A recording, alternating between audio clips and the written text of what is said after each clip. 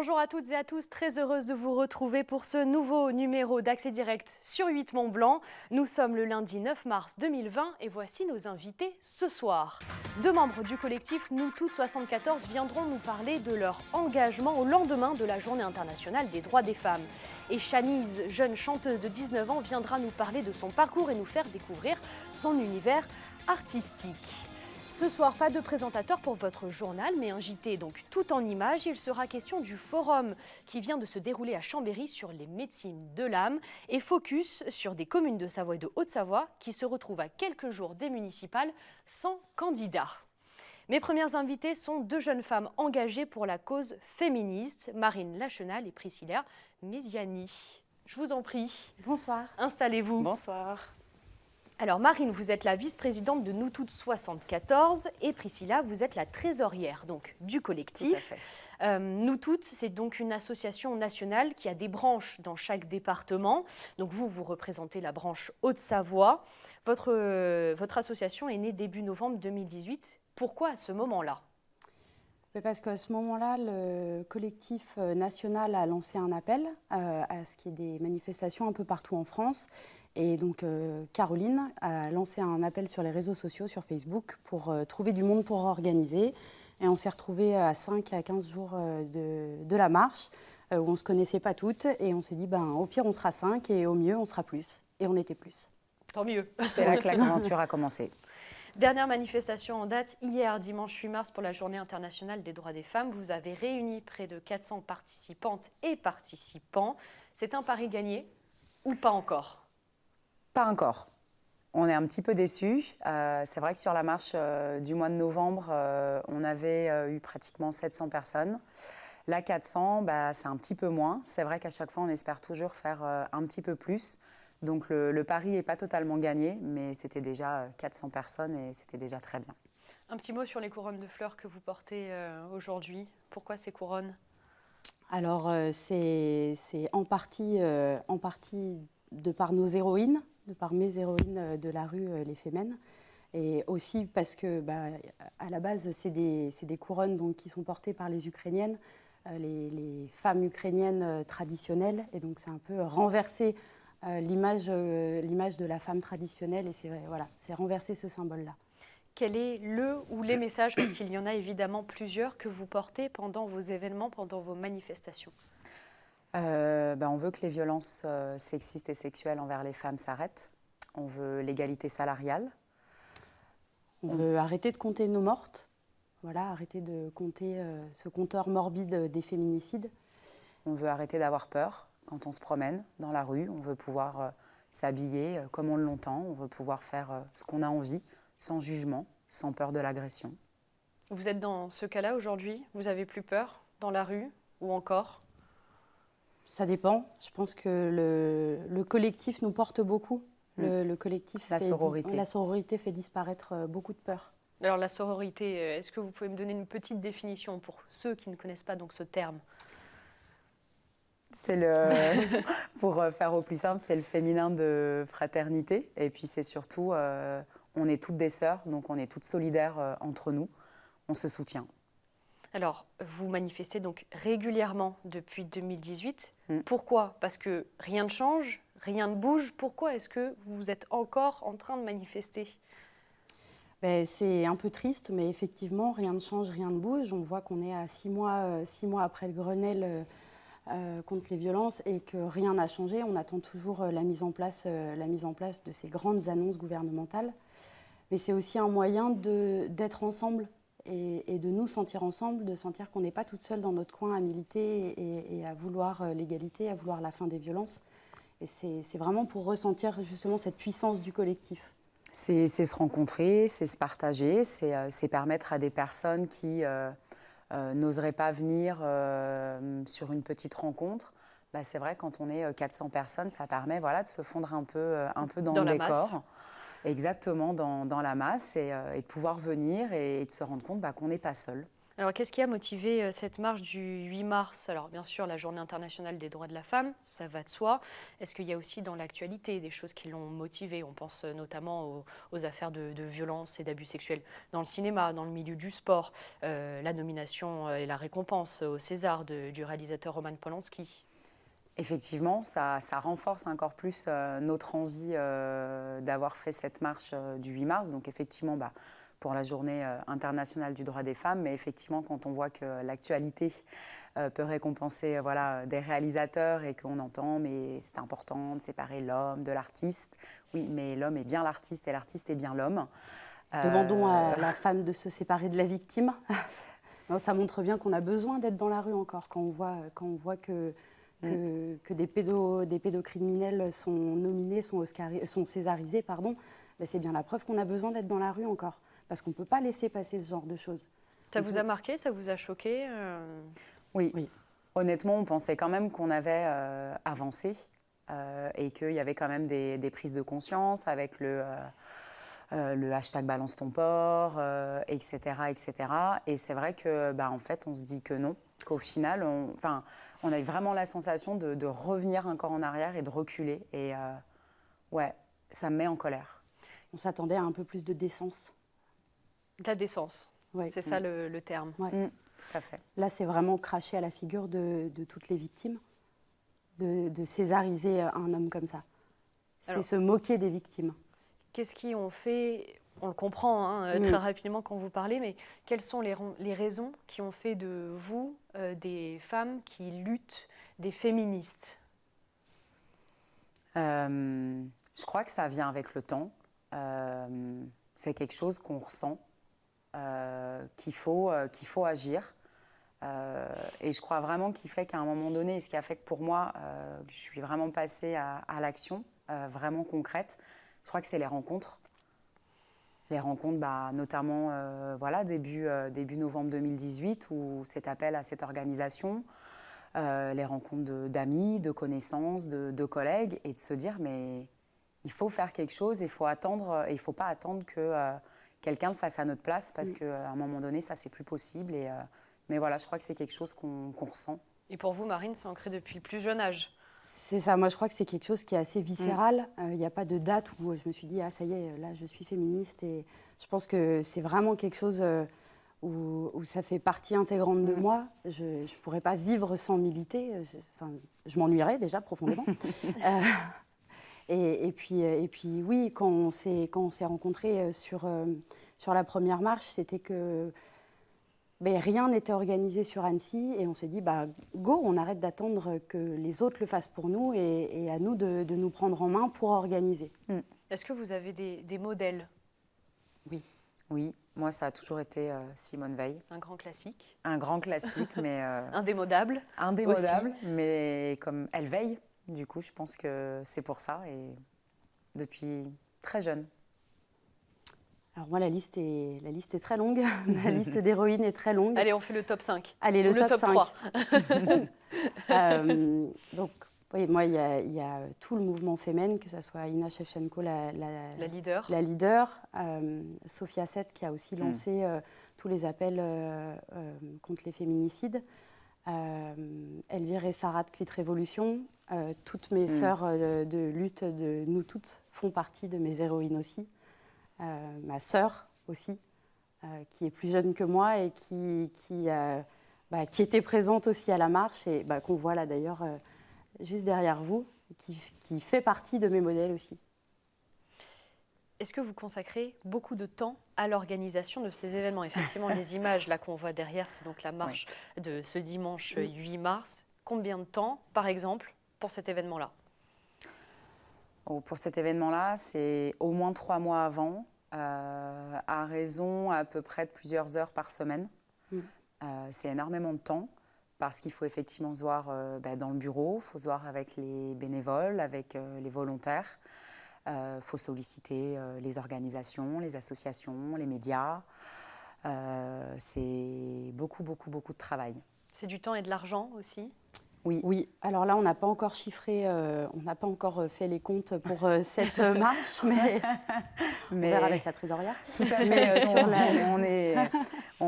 ouais, Sur la dernière marche, c'était à peu près 600 €, ce qui peut paraître être rien du tout, mais donc avant Ils vous septembre... servent à quoi ces 600 €? Ça va être pour acheter du matériel pour faire les pancartes, pour proposer des pancartes aux manifestants, parce que tout le monde n'a pas le temps d'en préparer, pour faire des banderoles, pour faire des impressions de flyers, d'affiches, acheter de la colle pour aller coller les affiches. Vous êtes combien pour faire tout ça? Alors, on est 6 dans le bureau, mais on est plein de petits colibris qui gravitent autour de nous. Je dirais qu'on est une quinzaine d'actives. Oui, on est une 15-20 d'actives. Et puis après, au niveau des adhérents, des adhérentes et adhérents, puisqu'il y a des hommes aussi d'un point de vue pécunier, c'est à peu près une 50aine de personnes. Sachant qu'on n'a pas besoin d'être adhérent ou adhérente financièrement pour pouvoir être bénévole et active au sein de l'association. Alors, on voit de plus en plus de comptes sur les réseaux sociaux se créer. Je pense par exemple au compte Je m'emballe clito. Est-ce qu'il faut encourager cette émergence? Oui, tout à fait. Oui. Il faut encourager cette émergence. Les réseaux sociaux, c'est vraiment un super moyen pour toucher notamment les jeunes qui vont énormément sur Instagram. Mais je dirais que les réseaux sociaux, ça touche de 13 à... allez, la 13-35, on touche vraiment du monde. Et même après, au-delà, oui. Je suis contente. Mes parents sont sur les réseaux sociaux. Je suis juste. C'est ça. Après, ça dépend des réseaux. On touche les plus jeunes via Instagram et les moins jeunes via Facebook. Mais oui, c'est un super média pour nous. Nous, on s'en sert énormément. On travaille beaucoup avec ça. Et puis, il y a forcément un réseau social qui fera que quelqu'un se reconnaîtra dans celui-ci et qui permettra de trouver des réponses à des questions ou de faire des rencontres. Et pourtant, c'est sur ces mêmes réseaux sociaux, souvent, des pluies d'insultes, des remarques. L'impression aussi qu'être féministe, c'est un gros mot. Tout à fait, on l'a vu encore aujourd'hui. On a eu beaucoup de remerciements sur les réseaux sociaux. On a eu aussi beaucoup de commentaires, dira-t-on, désagréables. Retourner faire la vaisselle. Voilà, donc c'est là où on se dit qu'on a quand même fait du bruit et que le pari est quand même à moitié réussi, parce qu'il y a quand même des personnes qui, effectivement, continuent à nous faire ce genre de réflexion, mais restez chez vous, et c'est un grand n'importe quoi ce que vous faites. Donc... Malheureusement, effectivement, ça va avec ces réseaux sociaux. Alors, dans vos différentes manifestations, il y a de plus en plus d'hommes et de jeunes hommes notamment. C'est le signe que le féminisme n'est pas qu'une affaire de femmes. C'est pas qu'une affaire de femmes, effectivement. Quand on parle d'égalité, il faut inclure tous les genres. On ne peut pas parler d'égalité juste à un seul genre représenté. Donc bienvenue aux hommes. Ouais, donc bienvenue aux hommes. Bien sûr, bienvenue aux hommes. Il y a des hommes qui ont adhéré. Il y a aussi nos conjoints, pour certaines, qui nous soutiennent et qui sont fort patients. Et heureusement, parce que c'est aussi grâce à eux qu'on est là et qu'on continue. Parce que c'est vrai qu'on n'aurait pas leur soutien au quotidien, ça serait compliqué. Après, c'est vrai qu'on prend le devant parce que c'est notre combat et que ce n'est pas pour nous, en tout cas sur l'association là, c'est à nous de prendre les devants parce que c'est notre combat. Donc c'est vrai qu'on a des hommes qui nous soutiennent et on a un juriste, qui est un homme, mais ils vont militer et apporter leur pierre à l'édifice d'une autre manière. Plus discrète. C'est ça. Tout à fait. Moi, j'ai envie de vous poser encore quelques questions. Quel message vous avez envie de délivrer à une petite fille ou à un petit garçon, par exemple, qui se pose des questions sur sa relation à l'autre? Je dirais déjà pour une petite fille qu'elle vaut autant qu'un homme et qu'un petit garçon. Voilà, moi, c'est ce que je dirais à une petite fille, qu'elle vaut autant qu'un petit garçon. Moi, je rajouterais qu'ils se rencontrent, qu'ils essayent, qu'ils apprennent à se rencontrer, à discuter et à voir si ça fonctionne. Et si ça ne fonctionne pas, c'est pas grave, mais au moins ils auront essayé et se seront fait leur propre avis. C'est avec la connaissance et les rencontres que le féminisme peut avancer, pour vous? Oui. Oui. Que doit-on faire si on veut adhérer au collectif? On a commencé à en parler très rapidement. Comment est-ce qu'on fait? Il y a 3 possibilités. On peut adhérer en ligne via Hello Asso. Vous allez trouver Soro Adhésion, nous toutes 74. où vous pouvez venir adhérer de façon en direct auprès de nous, puisque chaque mois, on organise ce qu'on appelle un apéro soro. Voilà, un moment autour d'une boisson, d'une collation, pour pouvoir échanger, se rencontrer, discuter, se connaître. On retrouve ces informations où? Alors, sur Sur nos les réseaux différentes pages, sur les réseaux. Et donc là, c'est une possibilité de venir adhérer en espèces ou en chèque à l'association.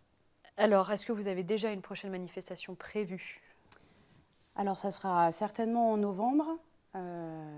Voilà, Comme chaque année, comme sur chaque la année, journée contre les violences. violences sexistes et sexuelles. On ne veut pas perdre en crédibilité en étant tous les week-ends dans la rue. C'est pas le but, effectivement. C'est pas le Non. but. Voilà, quand on est dans la rue, on veut le faire. Voilà, on veut y être et rassembler un maximum de monde. Après, d'ici novembre, on aura d'autres actions qui se mettront en place, qui ne seront pas forcément sous forme d'une manifestation dans la rue. On a des interventions prévues dans des lycées, dans des collèges, donc voilà, Tout à fait. ça passe aussi par là. Alors, j'ajoute justement que vos homologues savoyardes, le collectif Nous Toutes 73, organise une conférence débat avec la nouvelle association féministe, les Épigones, le 17 mars à 20h à la Dynamo de Chambéry. On passe à la revue de presse avec vous, du coup les filles. Cette fois-ci, j'ai pioché ma revue de presse chez Néon. Le titre, 90% de la population mondiale a encore des préjugés sur les femmes. Alors, le programme des Nations Unies pour le développement a rendu des conclusions d'un rapport démontrant, je cite, que des barrières invisibles entravent tous les aspects de la vie des femmes. Alors, qu'est-ce que ça veut dire? Voilà en quelques chiffres. Par exemple, on y apprend que près de 50% de la population mondiale considère que les hommes font de meilleures politiques que les femmes. 28% estiment qu'il est normal qu'un homme batte sa femme, ou encore 9 femmes ou hommes sur 10 considèrent que les hommes devraient être prioritaires pour l'accès à l'emploi. Allez, une autre statistique marquante, presque autant de femmes que d'hommes ont moins de préjugés sexistes. C'est cela aussi qu'il faut combattre, c'est les préjugés sexistes de femmes envers des femmes. Oui. Je crois que c'est les pas les pires parce que les deux sont terrifiants, mais effectivement, c'est quelque chose qui nous a beaucoup marqué et c'est pour ça qu'on prône la sororité. Entre femmes, on ne nous a pas appris à nous soutenir. On a toujours été mises en compétition dès le plus jeune âge et justement, c'est pour éviter ces réflexions sexistes de la part de femmes que nous, on a envie de travailler autour de la sororité. Est-ce que vous vous souvenez, est-ce que ça vous est déjà arrivé, vous, d'avoir des propos sexistes? De la part de femmes? Non, vous, d'en donner à une autre femme? Oui. J'ai pas d'exemple en tête, ça mais c'est une histoire de déconstruction. Je pense qu'on se déconstruit tout petit à petit, même si, en tout cas pour moi, c'est quelque chose de viscéral. Je pense qu'on se déconstruit au cours de notre vie, en fait. Et ça serait hypocrite de ma part de dire que je n'ai jamais tenu un propos sexiste. Ne serait-ce que, mais comment elle est habillée, celle-là? Non, qui suis-je pour la juger? Enfin. Donc le combat part de là. Exactement. Et effectivement, je rejoins où tu dis, on déconstruit, on le voit, on n'est pas la femme qu'on était hier, on n'est pas la même aujourd'hui, on ne sera sûrement pas la même demain. Donc effectivement, c'est tous ces petits combats au quotidien qu'il faut continuer. Eh bien, merci beaucoup et merci d'avoir répondu présente à notre invitation ce soir dans Accès Direct. Merci, bonne continuation. Merci surtout. beaucoup. Je vous laisse rejoindre la régie. Au revoir. Allez, on poursuit cette émission avec une autre jeune femme, Chanise. Bonjour. Chanise, votre nom de scène, vous êtes chanteuse et comédienne. D'où vient ce nom de scène, Chanise? Alors, c'était pour différencier ma vie artistique et ma vie professionnelle. Du coup, j'ai cherché sur Internet un prénom original. Je me suis dit, les prénoms américains, c'est super stylé. Donc, je voulais un prénom stylé. Et du coup, j'ai cherché et je suis tombée sur Shani avec un C et un I. Je me suis dit, oh là là, ça fait trop Made in China. Donc, j'ai mis un S, j'ai mis un Y. Je me suis dit, apostrophe Z, ça fait encore plus stylé, ça fait petite signature. Du coup, j'ai mis apostrophe Z, voilà. C'est important pour vous de séparer la vie personnelle et la scène? Oui, clairement, parce que après, il y a des personnes qui sont très bienveillantes et puis il y en a d'autres qui sont un peu trop accrocheuses.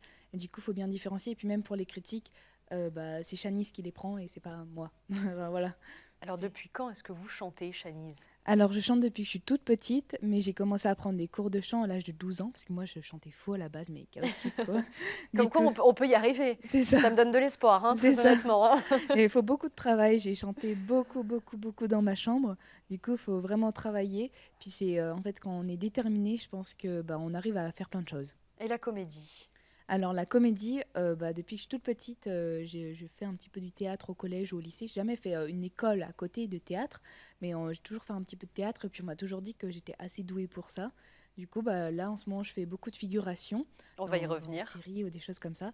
Et du coup, c'est ce qui me plaît. Bon, c'est pas mon objectif final de faire de la figuration, mais voilà. Vous avez toujours voulu pratiquer le chant et la comédie de façon professionnelle? Ah oui, c'est un rêve en fait. C'est quelque chose qui m'a toujours fait rêver depuis toute petite et c'est ce que je vis pour ça en fait. Quand je suis sur la scène ou quand je suis derrière une caméra, je me libère et il y a quelque chose en moi qui me rend joyeuse en fait. Donc c'est pour ça que j'adore. Alors, quel est votre style de musique? Est-ce que vous Alors, pouvez m'en parler un petit peu? moi je fais du R&B, rap, électro, pop. Qu'est-ce que c'est? Alors, c'est ça. On va C'est entendre effectivement un c'est extrait. comme soprano, voilà. Si je peux résumer, soprano, il fait beaucoup de rap, mais il fait aussi du R&B. Donc c'est soprano, Matt Pokora ou des choses comme ça. Et quelles sont vos influences du coup? Du Celles coup, que vous venez de c'est citer? ça. Soprano, Matt Pokora. Ouais, Angèle aussi, j'aime beaucoup ce qu'elle fait, les textes qu'elle écrit. Angèle, c'est plus pour les textes, je pense qu'elle m'inspire. Mais après, en termes d'instrumental, c'est soprano et Matt Pokora. Allez, on écoute un petit extrait? Oui, pas de souci. C'est parti.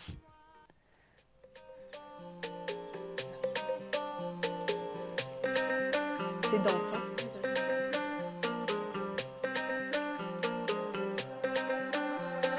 Ce soir, c'est moi qui contrôle la radio.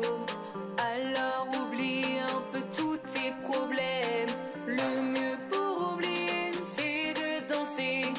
Alors tout le monde fait eh oh. Je vais te montrer comment danser, comment assurer et mettre l'ambiance. Faudra te lâcher, faudra chanter, faudra simplement saisir ta chance. Alors danse, danse, danse, danse, danse. Tout le monde fait eh oh, eh oh, eh oh. Danse, danse, danse, danse, danse.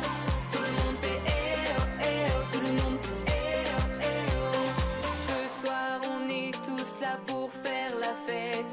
Les filles sont prêtes, on sortit les paillettes. Les mecs sont en costard et font leur star. En espérant tous conclure ce soir. Une musique super positive. Oui, tout à fait. Elle s'appelle Danse, donc c'est pour danser. Et toutes ces sonorités très positives, c'est ce qui te caractérise aussi? Alors moi, je suis une personne qui est très joyeuse et j'aime donner de la joie aux gens. Et du coup, c'est ce que j'avais envie de transmettre dans cette chanson. Donc voilà. Alors, vous êtes très très active sur les réseaux sociaux. Vous avez notamment une page YouTube. Tout à fait. À quoi vous servent les réseaux sociaux? Pour ma visibilité, pour me faire une place dans le monde de la musique et puis pour me créer aussi une communauté car tous les jours je gagne des abonnés en plus. Du coup, c'est pour me faire une notoriété et ramener plus de monde à mes concerts aussi. Alors, sur votre page YouTube, on peut vous voir par exemple en train de cuisiner des pains au lait. C'est ça. C'est aussi pour mon loisir. J'aime bien me filmer. En fait, j'aime bien avoir une caméra dans les mains et me filmer. Et du coup, j'avais envie de faire des pains au lait parce que j'avais très faim ce jour-là en question. Et j'avais pas ma voiture. Et je me suis dit, si je me faisais des pains au lait, du coup, j'ai fait des pains au lait. Bon, je suis très mauvaise cuisinière parce que j'ai mis 8 heures à les faire à peu près. Donc, je pense que je vais pas Il vaut mieux redoubler. rester dans le milieu de la musique. C'est ça.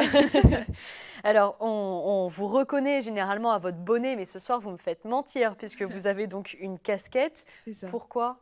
Alors, je garde un bonnet et une casquette, c'est pour me donner de la force. La casquette, c'est pour l'été et le bonnet, c'était pour l'hiver. Du coup, là, maintenant, je vais pouvoir porter des casquettes. Et en l'occurrence, là, c'est la casquette que j'ai créée. Il y a Shanice qui est marquée, donc c'est la casquette de ma collection. Et c'était parce qu'il y a plein de personnes de mon public qui m'ont dit « J'aimerais trop avoir un t-shirt ou une casquette et tout, un bonnet. » Du coup, je me suis dit « je vais faire quelque chose et du coup j'ai plein de petits messages, ils me disent est-ce que je pourrais avoir ça, est-ce que je pourrais avoir ci, combien ça coûte, etc. Est-ce que tu peux me l'envoyer? Et du coup Tu as j'essaye. déposé ta marque. Voilà, c'est ça, Finalement. c'est Shanice. Chinese. Et puis il y a autre chose avec un signe très distinctif, c'est le bonjour atypique sur les réseaux sociaux pour t'adresser à ta communauté. Est-ce que tu peux me le faire ce soir? Pas de souci. Hey Bambino, c'est Shani, j'espère que vous allez tous très très bien. Moi je vais vraiment super bien. Aujourd'hui on se retrouve pour une nouvelle vidéo. Yes! Et voilà, c'est parti. Bon, moi je m'en vais, je laisse faire la suite. C'est venu d'où cette idée? Alors en fait, dans ma famille, on se dit souvent ciao bambino. Du coup, je me suis dit, ça fait partie de moi, ça fait partie de ma famille, donc je vais dire hey bambino. Et puis à la fin de mes vidéos, je dis souvent ciao bambino. Du coup, voilà, c'est pour ça. C'était Alors, pour faire un petit clin d'œil. Là, ça nous fait beaucoup rire, mais est-ce que c'est difficile aujourd'hui de percer dans le milieu de la musique? Ouh là là, oui, clairement, c'est compliqué parce que les professionnels, moi je viens d'Annecy, donc je suis une petite provinciale pour eux. Quand je vais à Paris, je suis personne clairement. Et du coup, au mois de septembre, je suis allée à Paris pour voir les maisons de disques puisque j'avais sorti mon premier single. Je me suis dit, je vais toquer aux maisons de disques. J'ai fait hi, et ils m'ont fait bye. Ça n'a pas marché du tout. Non, pas du tout. J'étais dégoûtée, j'étais ok. Et puis, ils ont aucun scrupule. Enfin, vraiment, eux, ils n'ont pas le temps. C'est comme si moi, dans mon métier ou dans votre métier, on venait et puis on vous posait plein de questions. C'est pareil, on n'a pas le temps. Du coup, je pense que ça a été ça pour eux. Du coup, ça fait mal parce que moi, je me dis, ouais, j'ai travaillé, j'ai mis des heures, il y a de l'argent derrière et on nous rejette comme ça. Donc, c'est compliqué des fois de percer et je pense pas que j'ai percé encore, hein, franchement. Mais finalement, il y a quand même des belles surprises puisqu'avec le studio Sound Factory à Paris, Ouais. vous avez réalisé donc votre deuxième single qu'on a entendu, C'est ça. Danse. C'est quoi le sentiment, la sensation? Ça y est, quand vous l'écoutez pour la première fois, il est fait. Déjà quand je reçois les mails, parce qu'on travaille à distance du coup, parce qu'ils sont à Vincennes exactement, et quand j'entends, parce que j'ai travaillé avec d'autres compositeurs, ils m'ont fait des trucs, mais c'était pas trop mon style, et là j'entends mon single et je fais oh my god, mais c'est le truc de ouf, j'adore. Et je m'ambiance moi-même sur mon son. Et et vous l'écoutez en boucle? Non, plus maintenant, parce qu'il fallait que je le répète pour pouvoir le chanter. Mais non, après j'écoute quand même pas mes chansons, mais ouais, j'adore. Ou le matin, si je suis un peu fatiguée, je me le mets et comme ça. C'est vrai que ça booste. Ouais, c'est ça motive. Du coup, j'aime bien. Allez, une dernière question très rapidement. La Shanice, dans 10 ans, à quoi est-ce qu'elle ressemble? Dans 10 ans, j'espère qu'elle aura signé avec un label. Peut-être qu'elle aura intégré une série quotidienne, ça serait cool ça. Et puis j'aimerais beaucoup faire des films, une tournée, un album, enfin voilà, tout ce qui va avec, la promo, enfin voilà. Tout ce Et qui puis va. l'Eurovision, Ouais, l'Eurovision, bien sûr. c'est un rêve. Ah ouais, j'aimerais beaucoup. C'est incroyable. Bon, il faut que j'améliore mon anglais parce que actuellement, c'est pas trop Il ça. faut chanter en français à l'Eurovision. C'est ça, ouais, bon, ça va, mais après, pour toutes les interviews, c'est en anglais, donc ça va être compliqué. Merci beaucoup, Shanice. Et merci à vous, ça m'a fait très plaisir. À nous aussi, on vous souhaite bien évidemment une très très longue carrière. Merci beaucoup. C'est la fin de ce nouveau numéro d'Accès Direct. Dans quelques instants, bien évidemment, c'est le journal. À 19h, vous avez rendez-vous avec un nouveau numéro de Cela se passe. Bonne soirée à tous. À demain sur 8 Mont Blanc.